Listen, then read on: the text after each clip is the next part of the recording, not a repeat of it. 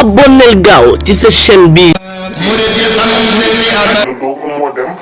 récupérer xaalis boobee muy 3000 francs 2 francs CFA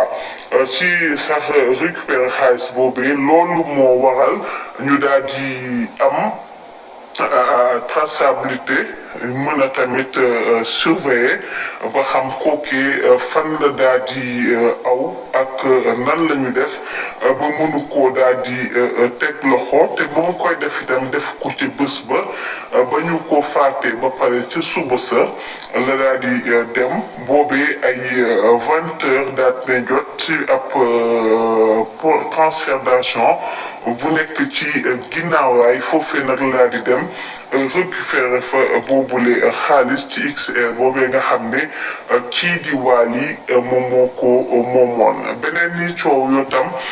bu ñuy wax ne daal ci ñi nga xam ne jàpp nañ dañ see bokk ak ñeneen ñi naan bokkuñu ci jamono ji ñuy wax ak yéen ñii ñu leen limal muy Omar Gueye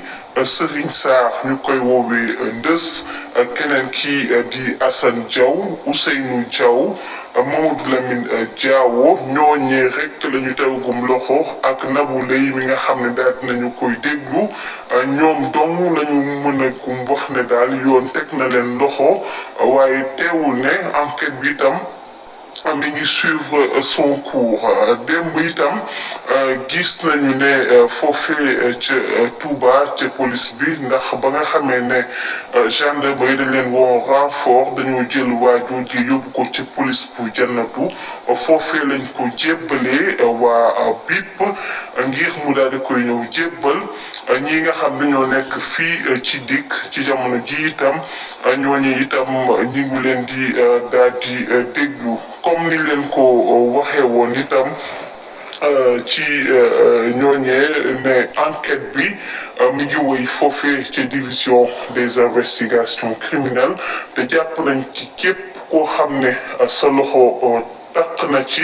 wala laale ngañ ci daañu la woo ndax mën nañu wax ne tey nañu procéder à d'autres interpellations moo xam ñu jigéen la moo xam ñu góor la ce degré d'implication fu mu ci yam rek incha allah loolu itam nañu ci dellusiwaat ci yaatalu xibaar yi nga xam ne nag waxoon nañ leen ko di fàttali ne nag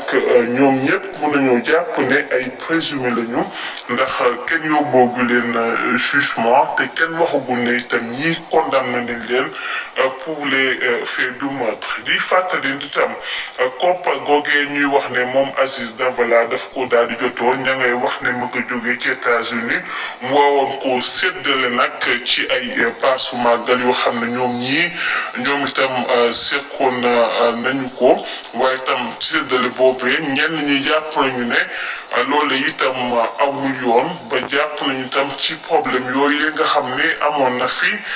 ñu ngi ko ci wax leneen itam ci ay kàddu yoo xam ne mos na koo yëkkati jàpp nañu ci enquêteur yooyu itam tax na itam mu daal di am coow muy ab xale boo xam ne faatoon nañu ko foofee ca ginnaaw raay te Aziz Dabala doon ne dañu war a andiwaat li nga xam ne moom mooy peine de mort ñu ngi jàpp ni ñooñee faatoon itam ñii seen loxo génn ci benn